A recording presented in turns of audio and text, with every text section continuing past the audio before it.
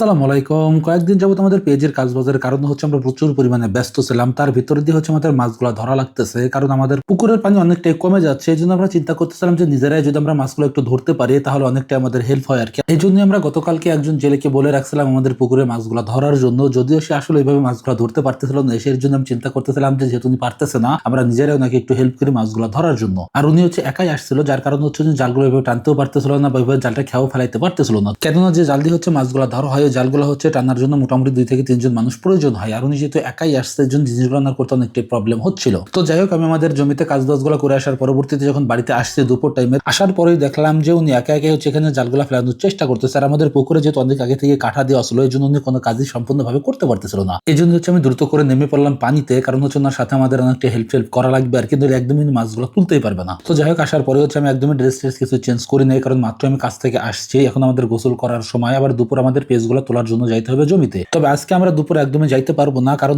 আমাদের আজকে বিকেল টাইমে জমিতে যাইতে হবে পেজগুলো তোলার জন্য। তো এর ভিতরে আমরা যে সময়টুকু পাবো, এই সময়ের ভিতরে ইনশাল্লাহ আমরা এখান থেকে মাছগুলো ধরার চেষ্টা করবো। যদিও সম্পূর্ণ মাছ কোনোভাবে ধরা পসিবল না, কারণ যে জেলে আমরা বলছি মাছগুলো ধরার জন্য, ওনার সাথে মাছে মূলত লুকোচুরি খেলতেছে আর কি। আমি ম্যাক্সিমাম টাইমই দেখি উনি যখন আমাদের এখানে মাছগুলো ধরার জন্য আসে, কোনো সময় আমি দেখি না যে উনি কোনো টানে ভালো ধরনের কোনো মাছগুলো তুলতে পারে। আর এছাড়া ওনার জালের যা অবস্থা, এই জালগুলো টানার জন্য অন্তত এখান থেকে আমরা ছেড়ে দিচ্ছিলাম, কারণ আমাদের পুকুর বেশ কিছুদিন পরেই আমরা পানিটা শেষে এখান থেকে সম্পূর্ণ মাছগুলো ধরে নেব। আর প্রতি বছর আমরা এই জিনিসটাই করি। সবসময় আমরা মাছগুলো ধরা সম্পূর্ণ করার পরবর্তীতে পুকুর পানিটা ফেলে দেওয়ার পরবর্তীতে সম্পূর্ণ মাছগুলো আমরা ধরে নিয়ে এগুলোই সম্পূর্ণ মাছগুলো পুকুরে ধরার চেষ্টা করব। তো যাই হোক, মাশাআল্লাহ আমরা মোটামুটি যেটুকু মাছ এখান থেকে ধরতে পারছি, এতেই লাখ লাখ শুকরিয়া আর কি। আগেই বললাম যে আসলে কোনোভাবেই মাছ আমরা এখান থেকে পাওয়ারই কথা ছিল না, তারপরে যথেষ্ট পরিমাণ মাছ আমরা এখান থেকে পাইছি। এখন মূলত আমাদের মাছগুলো পরিষ্কার করা লাগবে, এই জন্য ফার্স্টে দ্রুত করে নিয়ে আসলাম আমাদের বাড়িতে। এখন আস্তে আস্তে করে ইনশাআল্লাহ আমরা মাছগুলো আলাদা করে নেবো, আর সাথে সাথে মাছগুলো পরিষ্কার আমরা করে নিতে পারবো। আমাদের সালা মাছের সাথে বেশ কিছু দেশি মাছ আমাদের এখানে উঠছে, কারণ আমাদের পুকুরে দেশি মাছগুলো আমরা একদমই ধরি নাই। তো দেশি মাছের ভিতরেই